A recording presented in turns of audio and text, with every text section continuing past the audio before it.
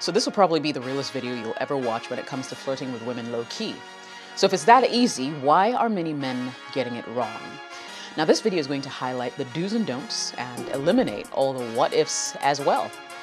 Sit tight, I've got some great stuff for you.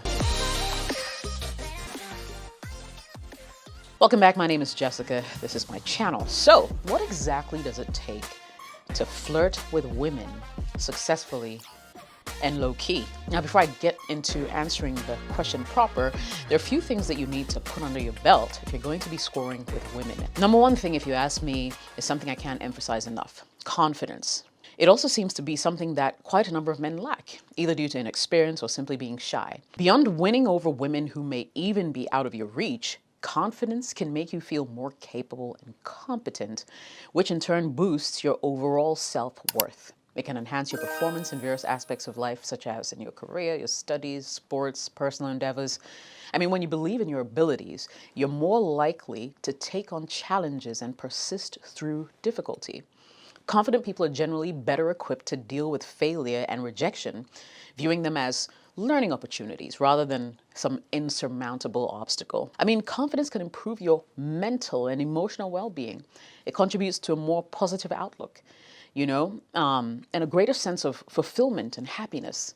My guy, one question you should ask yourself when your confidence is shaky is, what's the worst that can happen? In my estimation, the worst that could happen is something called rejection, which, by the way, when it happens to you, is not written on your forehead, not written on a t-shirt or anywhere in the world for everybody else to see. I mean, it's something that will bruise your ego a little bit, right?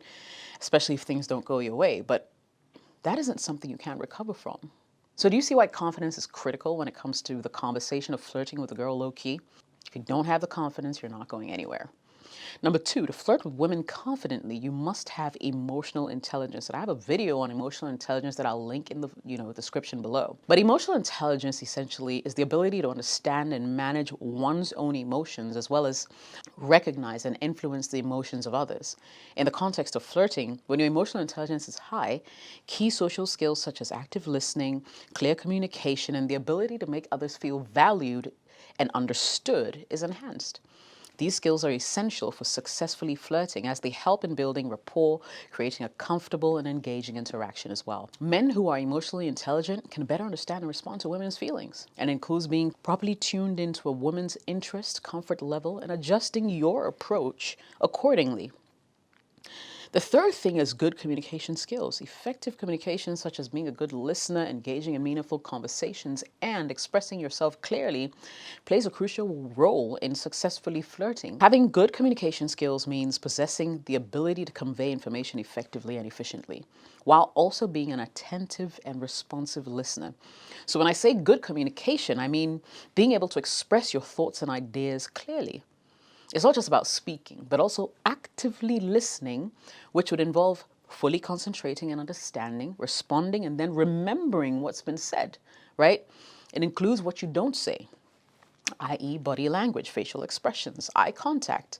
It means adjusting your communication style to suit the situation, right? Don't talk to her like you're giving a speech. Relax. Number four, sense of humor. A good sense of humor can be appealing, very appealing, in fact. Men who can make women laugh or can engage in lighthearted, playful banter often have a higher success rate in flirting. And I'll delve more into that shortly.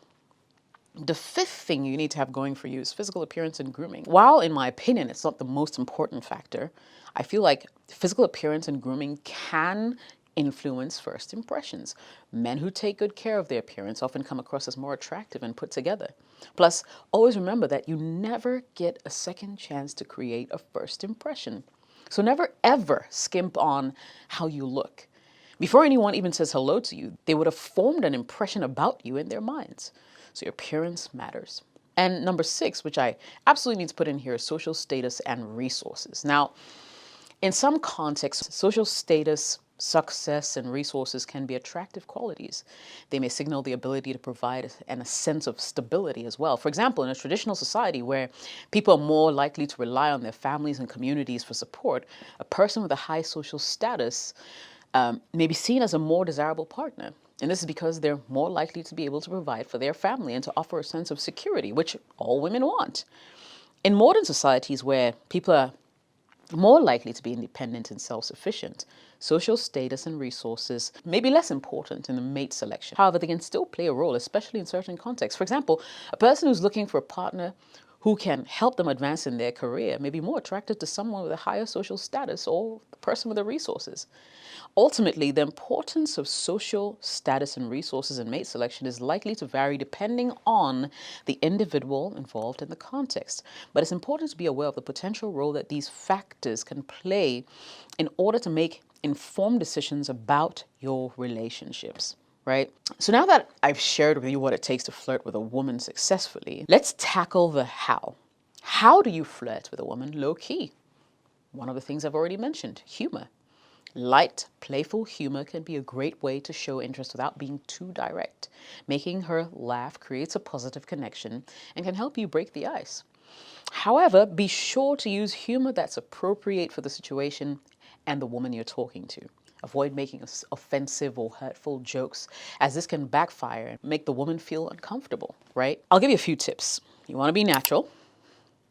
Don't try to force humor if it doesn't come naturally to you. I mean, if you're not comfortable making jokes, it will show. You want to read the room, be aware of her reaction to your humor. If she doesn't find it funny or if she looks uncomfortable, you want to back off. You want to avoid offensive humor. This includes jokes about race, religion, sexual orientation, gender. I mean, even if you think you're being funny, it's important to really respect the feedback you're getting from her, right? Number two, you want to compliment genuinely. Now, when complimenting someone, it's important to be genuine. This means you should only compliment them on things that you genuinely appreciate. So don't just say something nice to make them feel good. I mean, if you're not sincere, she'll be able to tell and it will backfire.